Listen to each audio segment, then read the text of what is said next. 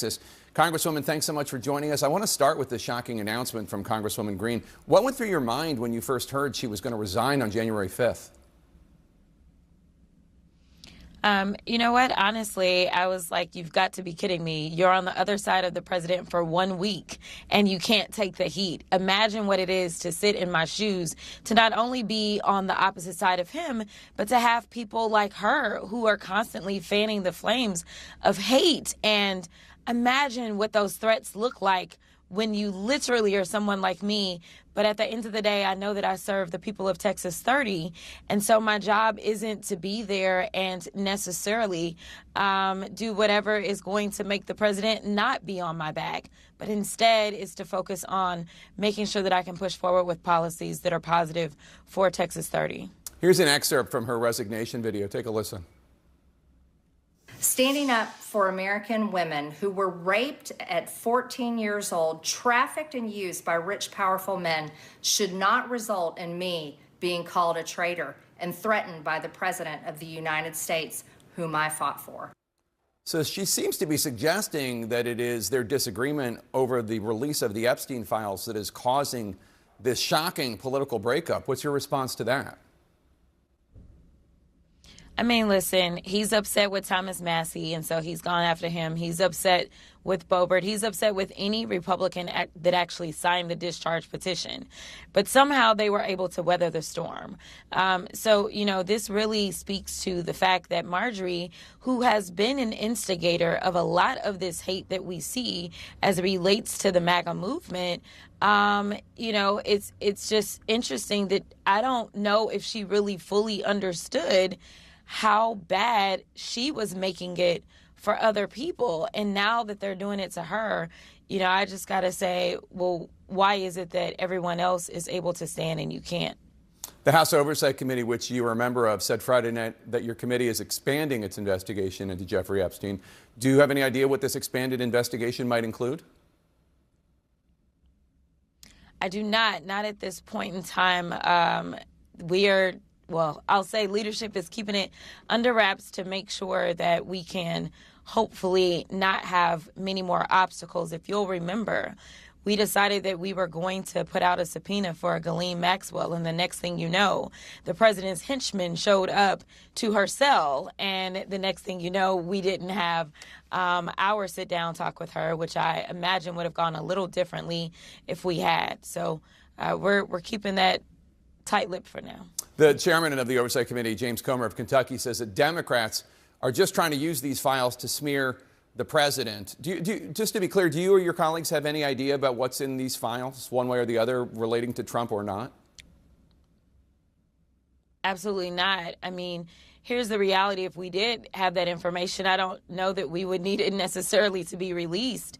And we know that the Republicans keep saying, you know, figure out what it is the Democrats have done and make sure that you can pull out the Democratic stuff and make sure you get rid of all the Republican names. Listen, I don't really care who is in the files. At the end of the day, right is right, wrong is wrong.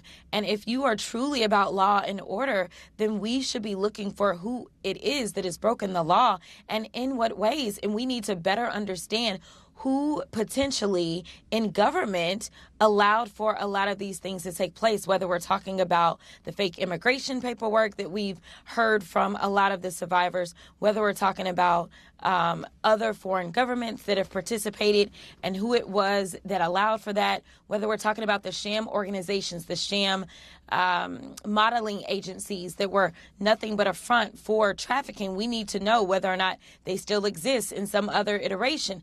This is about not only making sure that the survivors get justice, but making sure that there aren't others that are going through a similar system right now. There was a back and forth this week after you accused former Republican Congressman, now EPA Administrator Lee Zeldin, of accepting campaign donations from Jeffrey Epstein. It turned out it wasn't convicted sex offender Jeffrey Epstein. It was a Long Island neurosurgeon, Dr. Jeffrey Epstein, different person. You corrected the record. However, now the neurosurgeon is telling the New York Post that he is threatening revenge against you. He's going to donate to your campaign, so you have to admit you accepted money from a Jeffrey Epstein, if not the Jeffrey Epstein. What's your response to that? Listen, if there's anybody else who's alive and decides that they want to donate just so that you'll be on my FEC report, I am here for it. I will take your donation, especially since Jeffrey Epstein is now deceased. I don't think that it will be confusing whatsoever that it was not him, unless he's come back from the dead. So we'll see. So you are, we're told, weighing a decision on whether to jump into this Texas Senate race, challenging Republican Senator John Cornyn for his seat, although it's unclear that Cornyn will survive a Republican primary. You said you had a meeting this week with pollsters to discuss your chances. Did you have that meeting? And if so, how did it go? Are you still thinking about running? I am still thinking about running. We did get our polling back. So we are moving on to the next phase to determine whether or not this is would make sense in the moment, and if the infrastructure can be built out in the way that I see it being necessary to actually be able to win, as well as we are continuing to look at the polling on the other side. Listen, they are in a civil war right now on the Republican side as it relates to who will become their nominee. John Cornyn has served the state of Texas for decades at this point in time in some capacity. And right now, I don't know if he's MAGA enough to make it through his primary, but we are evaluating all things and seeing what it would look like to put together a team. And we will make a final decision by Thanksgiving on whether or not we're going to ultimately move forward. What did the polling information that you got back show? I mean, is it a calculation of whether or not you're going to be facing Cornyn, who might have more appeal to moderates in your state, centrists in your state, as opposed to a more MAGA candidate who potentially defeats Cornyn in the primary that you might, or any Democrat might, have a better chance against? I'll tell you this, that head-to-head, we are doing really well against Paxton. I will say that. I will also tell you that we are actually within the margin of error as it relates to John Cornyn. So to be perfectly honest, the only reason that I'm continuing to consider whether or not I do this is because my polling says I can win. That is the bottom line. But at the end of the day, a poll is a poll. And so you need to actually be able to execute on that.